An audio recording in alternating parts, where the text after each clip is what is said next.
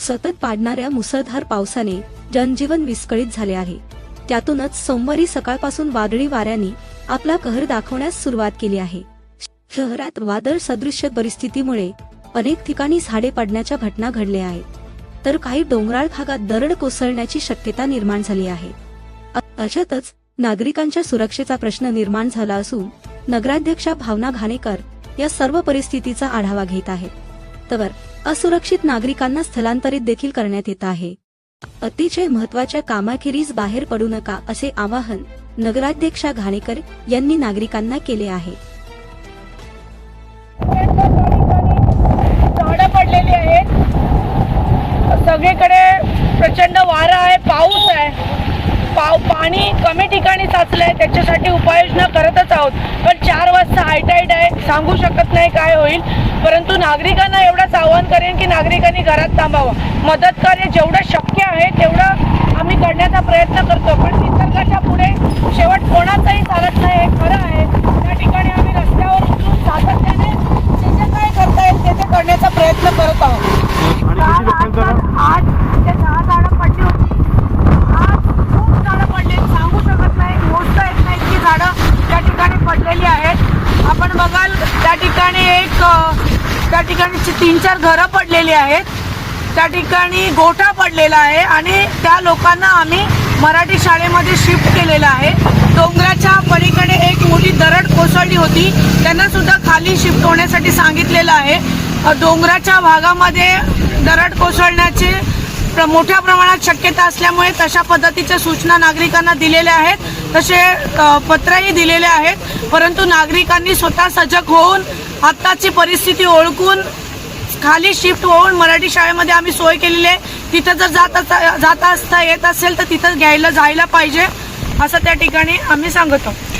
विनाकारण कोणीही रस्त्यावर येऊ नये, अत्यावश्यक असेल तरच घराबाहेर पडा, कारण परिस्थिती खूप घातक आहे। मोराच्या शाळेत सुद्धा सांगून ठेवलेलं आहे, नागरिकांना स्वतः सुद्धा जर काय धोका वाटला तर मोराच्या शाळेत किंवा उरणच्या शाळेत जाऊ शकतात।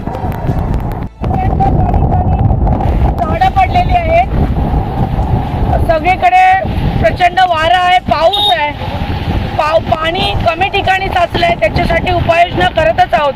पण 4 वाजता हायटाईड आहे, सांगू शकत नाही काय होईल, परंतु नागरिकांना एवढंच आवाहन करेन की नागरिकांनी घरात थांबावं। मदत कार्य जेवढं शक्य आहे तेवढं आम्ही करण्याचा प्रयत्न करतो, पण निसर्गाच्या पुढे शेवट कोणाचाही चालत नाही, हे खरं आहे। त्या ठिकाणी आम्ही रस्त्यावर उतरून सातत्याने जे काय करता येईल ते करण्याचा प्रयत्न करत आहोत। 8 ते 10 झाडं पडली होती, आज खूप झाडं पडली, सांगू शकत नाही, मोजता येत नाही की झाडं त्या ठिकाणी पडलेली आहेत। आपण बघाल त्या ठिकाणी त्या ठिकाणी 3-4 घरं पडलेली आहेत, त्या ठिकाणी गोठा पडलेला आहे आणि त्या लोकांना आम्ही मराठी शाळेमध्ये शिफ्ट केलेलं आहे। डोंगराच्या पलीकडे एक मोठी दरड कोसळली होती, त्यांना सुद्धा खाली शिफ्ट होण्यासाठी सांगितलेलं आहे। डोंगराच्या भागामध्ये दरड कोसळण्याची मोठ्या प्रमाणात शक्यता असल्यामुळे तशा पद्धतीच्या सूचना नागरिकांना दिलेल्या आहेत, तसे पत्रही दिलेले आहेत। परंतु नागरिकांनी स्वतः सजग होऊन आत्ताची परिस्थिती ओळखून खाली शिफ्ट होऊन मराठी शाळेमध्ये आम्ही सोय केलेली आहे। तिथं जर जाता असता येत असेल तर तिथं जायला पाहिजे असं त्या ठिकाणी आम्ही सांगतो। विनाकारण कोणीही रस्त्यावर येऊ नये, अत्यावश्यक असेल तरच घराबाहेर पडा, कारण परिस्थिती खूप घातक आहे।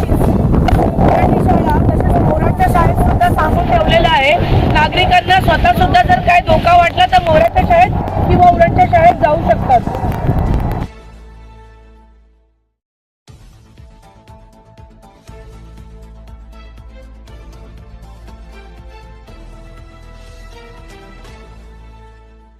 महाराष्ट्रातील सर्व जिल्ह्यातील ताज्या घडामोडी जाणून घेण्यासाठी नवराज्य चॅनलला सबस्क्राईब करा आणि दाबा बेल आयकॉन।